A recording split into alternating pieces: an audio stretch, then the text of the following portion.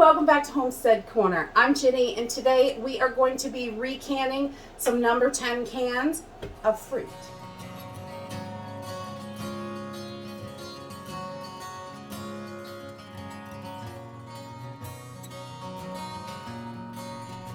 So today we are going to be recanning some fruit that came in number 10 cans.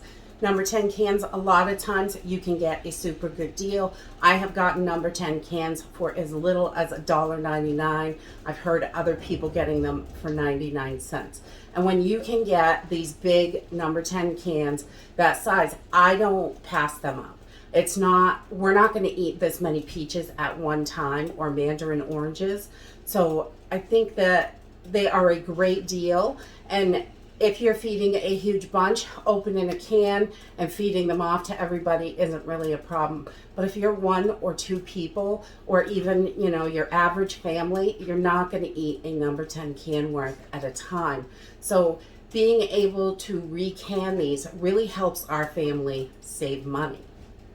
So I want to start by letting you know this is not USDA approved. But this is something that I do for my family to help save us money and get food on the shelves. When the budget's tight and I find deals like this, I'm definitely going to grab them and get them into the pantry. So to get started, I have got my canner on the stove heating up, and I've got all my jars in there. That way I know the jars are nice and hot, sterilized, ready to go once the food is ready to put in them. I'm gonna also put my lids into a pot of hot water. You do not have to do this. This is the way I was taught. This is how I do it. So I like to make sure that the little piece is nice and warm and kind of gummy on the inside. And today we are trying some ForJars canning lids. ForJars sent me these canning lids for me to try and to share with all of you. So today, that's what we're going to do. We're going to give these a shot. This is the lid, and it's got a nice gummy band here, which is good. It's nice and wide, and it feels really nice. So let's see how they do.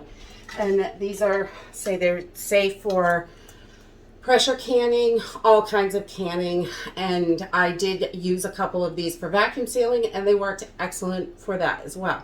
So I'm going to take 10 lids and stick them in a pot of water and get these just warm. I want them to be just warm. I don't want to boil them or anything, so I just put them on like low. But and then we will open up our cans. So your cans have a good long shelf life. You do not have to do this, but I know a lot of people that are just one or two in house, they are not going to buy this because it's too much. They're never going to eat it, and a lot of it's going to go to waste. So you can definitely do this. I have been doing this for my family for a while. We do all sorts of stuff when it comes in number 10 cans. It's whatever works for you.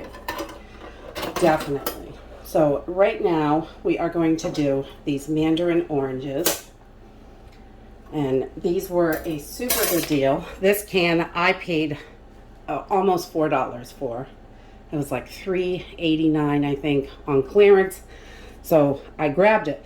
So I'm going to take this can and put it right into a nice pot, a nice heavy bottom pot so it heats evenly. I do not want to boil this. We're just going to juice and all. We're going to reuse this juice. The whole thing's going to go right in here. Now, there are a ton of videos on how people recan number 10 cans. And just know, each person does it a little bit different. And you should definitely do it the way that you're comfortable with, if you're comfortable. So I'm just going to put a cover right on here and bring this over to the stove because I want to make sure my canner is full. It is super hot. And it's like 6:30 in the morning. I get up the crack of dawn to get this done before the heat really sets in for the day. Especially in the summertime. Oh my God, this heat is ridiculous. So I'm going to do the exact same thing with my peaches. We're just going to pour them right into the pot with the syrup. And we're going to put these on the stove. I'm going to put a cover on it. And we're just going to bring these up to hot, not cooked, not boiled, not simmered, just hot. That's all we want to do. So we don't crack our jars, and we just want to get them nice and warm. So once I've got everything nice and hot, I'm going to bring it over here. There's a little bit of steam coming off here, and we don't want to cook this fruit because it's already been processed, so it's softer, and the more we cook it, the softer it's going to get. So I'm okay with it getting a little bit softer, and this does get a little bit softer when you do this. So I am just going to use a slotted spoon, or this little frying scoop, or I'm not sure what you call that, but I love this thing. It works really nicely. So just to remove the juices while I put the fruit in. And I'm not going to pack this in because this has already been canned and they're already shrunk down a little bit. But I'm just going to loosely pack my jars. And these are the Mandarin oranges. And we're going to get 4 to 5 jars from each number 10 can. So you only want to fill them about 1-inch headspace. So that is a little much for that first jar. Grab a spoon. And we're just going to take a little bit of this out of here. We want to keep this down under the 1-inch headspace. There we go. And we're going to fill our other jar. So we're using the juices. We don't need to add anything to this really, because this has already been processed. And it's just going to be so much easier to have these on the shelves in a size that is usable for our family. And I know it's not going to go to waste. Once I have my fruit in there to where I want it, I'm just going to ladle in the liquid. If you put everything in at the same time, sometimes you get a little too much liquid in there and not enough fruit. So I like to just do them separate, and it works out perfect for me. And we're going to bring that right up to the 1-inch headspace. Again, we're going to stay right there, and all our fruit is covered with that liquid. So now, just like any other canning, I'm going to debubble, and because you do usually get lots of little bubbles in there, you can see them coming up, and just make sure we get as much air out as possible.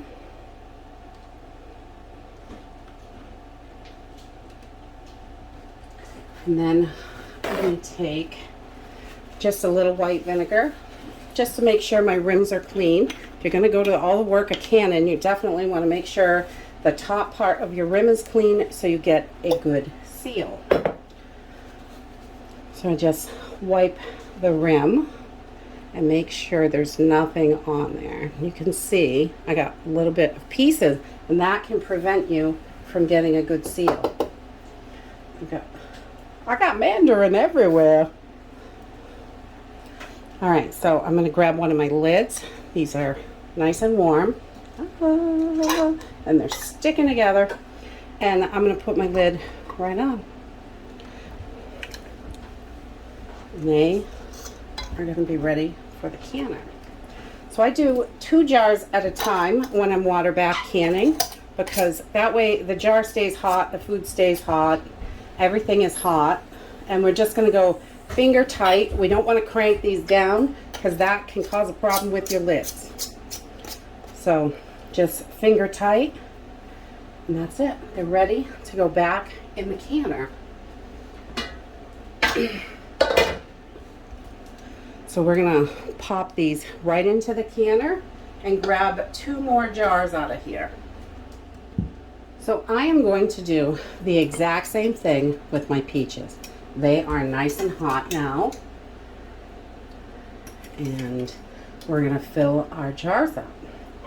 And again, I'm not going to press them in at all. I just loosely pack the jars, let them kind of fall where they may, and because they've already been canned once.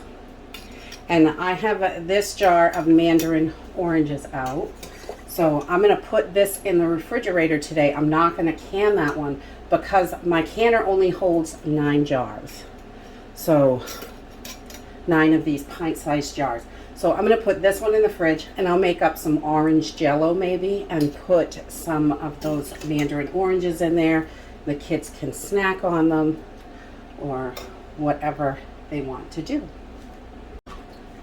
And I just give my tools a quick rinse to make sure I'm not mixing up all the flavors. That way my peaches don't taste like oranges and or whatever I'm canning. So again, 1-inch headspace on both of these. And there is some extra juices. You could definitely save these juices and use them for cooking, or if you're going to make a cake, you could use some of this liquid in place of your water. And or you know, whatever you're making, you could do all kinds of stuff with it. You don't need to throw out those juices. So we're just going to keep going until all of our fruit is in jars and the canner is full. Okay, so once you get your canner to a full rolling boil, you want to make sure it's boiling really good. Then you're going to set your timer. I can these, all my recanned fruits, I do for 20 minutes. I'm sure they're safe that way, and it works for me. So I'm going to set my timer for 20 minutes, and I'll bring you back when these bad boys are done. There you have it. Recanning is simple and easy. It really is not as difficult as a lot of people think. And the fruit does come out a tiny bit softer, but it's still plenty usable for lots of things. We will use these for smoothies. We'll use them for cooking, peach cobbler, all kinds of stuff, peach crisp. We love all different kinds of things with these recanned fruit. And for the ForJars canning lids, these are really nice lids. They are nice and thick. They feel really nice. They're not flimsy like some of the other lids I have tried. I'm really impressed with these. I love that on their website you can get a bunch of different packs. If you want to get combination packs, they have wide mouth, regular mouth. You can get them with bands, without bands, whatever it is that you're looking for. I really like that. And I love that they come in 100 packs, because in 100 packs they are super duper affordable, and that is a great way to get them. I'll put a link in the description box down below if you want to check these out. And if you use coupon code Ginny10, you can get an extra 10% off. They're already decent prices. So that's it for today. If you like this video, give me a thumbs up, subscribe. I'll see you in the next video. Bye.